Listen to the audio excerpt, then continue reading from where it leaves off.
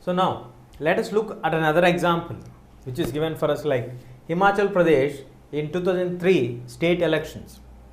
The Congress party has won 43 seats while BJP has won 16 seats, and other small parties and independents include total 9. So you all remember the formula. Total number of seats are 68. Which party can form the government? Which party will have majority? Which party is having majority here? 43 is majority, but 68 by 2 plus 1. 68 by 2 is equal to 34. 34 plus 1 is 35. Which party will get more than 35 or 35 and above seats is eligible to form a government in Himachal Pradesh, that is BJP, Congress. So Indian National Congress in 2003 is able to form the government. So now, which parties more MLAs are there, that party will naturally form the government, and that party leader will obviously become the chief minister, like in Himachal Pradesh or in Telangana, where we have TRS party leader becoming KCR becoming the CM. Now, government. So he forms the government. What is a government? Government has various departments working under it which are there to serve to the people, which organizes all the works, which is the executive wing of the government. Now, all the MLAs together form the government. The party which is having more number of seats will form the government, while the party which is having the second largest MLAs in the house will become the opposition party. So which party's leader will become the CM is called ruling party. Which party's leader will become the opposition leader or second place, that party is called opposition party. Like for example, in Andhra Pradesh Assembly, we have TDP party forming the government, while the opposition party there was YSR CP. So the chief minister is Mr. Chandrababu Naidu, while the opposition leader is Mr. Jagan Mohan Reddy. Like this. So all the MLAs are responsible for making the laws. They all gather or assemble in the legislative assemblies. That's why we call them as members of the legislative assemblies. I have drawn a picture to make you to understand how the government works and what is the responsibility of the MLAs. The overall responsibility of all the MLAs is to run the government. They can be either in the ruling party or in the opposition party. Through the opposition party, the MLAs bring out the issues where the people are suffering from various unknown sense. So they bring it to the notice of the government. So the government will respond to this and then try to make some respective actions taken against them. Like for example, people are suffering with water problem there. The opposition party's MLA brought this issue in the house for discussion and debate. Once it is discussed and debated, the respective minister will be answering to them, and the reply will be given, like what action they are going to take, how they are going to compensate the loss of the lives of the people, and all these things will be discussed. So MLA's main duty, first one, is to formulate the laws or make the legislative process work smoothly and to serve to the people, and the MLAs who are in the ruling party will automatically become the ministers of various departments. Like for example, in Telangana, when TRS party formed the government, the MLAs of TRS party will have a chance to become the ministers in the TRS government.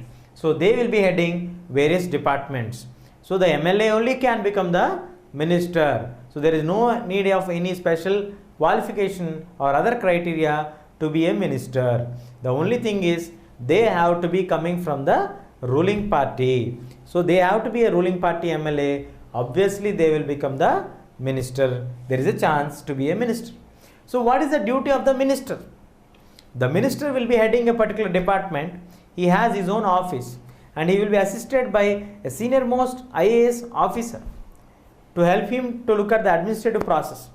So what the House has made the laws with regarding to a particular department, the executing work is the responsibility of the minister. The same MLA has dual responsibilities. One, as an MLA, he has to make the legislative process function properly. He has to table the laws.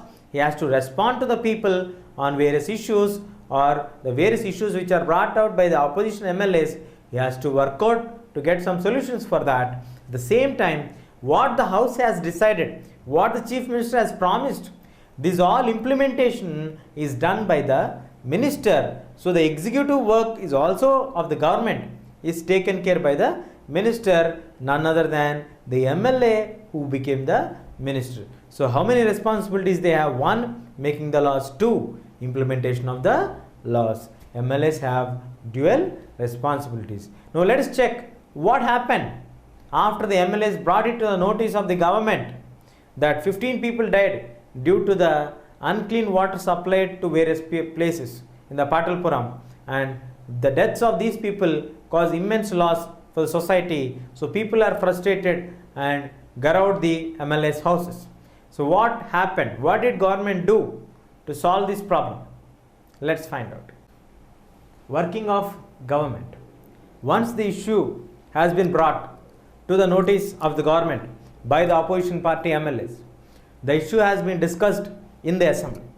MLAs can bring out any problem to the notice of the government through the speaker in the assembly. So in the assembly, there was a debate about the water problem and lack of pure drinking water, and which costed the life of 15 people in the Patalpuram region. So now the next moment, Health Minister responded and also conducted a press conference to inform to the public that what the government is going to do to solve the problem. Government has appointed a high level committee to look into the shortage of water problem and also to supply clean drinking water to that region. And also government hospitals have to be equipped. The Ministry of the Public Works have to look into this issue for the supply of water, and also promised the CM is going to visit to that places the next week's schedule. The next week, the CM visited the places who lost their relatives, went them and then consoled them, and also declared compensation amount to at least to gratify the loss. They cannot completely solve the loss what they have lost. The member losing a family member is really a damage which cannot be replaced.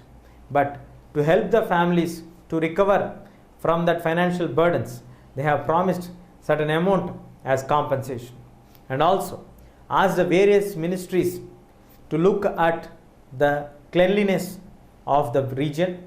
And he also passed new laws, a municipal act of maintenance of the sanitation and supply of pure drinking water. Like this, the government responded on the issue, and these all are again discussed in the assembly and the laws are drafted. So the MLAs, without the approval of the MLAs, any bill cannot be drafted. So MLAs are very powerful when it comes to be in the assembly. They can stop the working of the government. They can bring out any issue which is a burning topic in the people's problems, can be brought to the light by an MLA. They can solve any problem by bringing it to the notice of the government. The government will respond, because the parties today, they can be a ruling party. If they don't serve the people properly, they will lose their elections in the next coming elections, and the party which was a ruling party in the previous one will now become an opposition party. The opposition party will become the ruling party.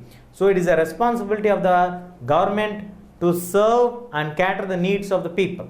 That is the reason why always any issue which has been brought to the notice of the government through the House will be discussed, debated, and try to be given a solution by the respective ministry, and also look that that issue has been sorted out from the grassroots level. So like this, MLAs play a very vital role in the functioning of the state governments. So in this chapter, we discussed who is an MLA. An MLA is a people's representative. elected by the people in the process of democracy. In our country, India being the largest democratic country in the world, so we have a great system of elections where it's very simple to understand the election process.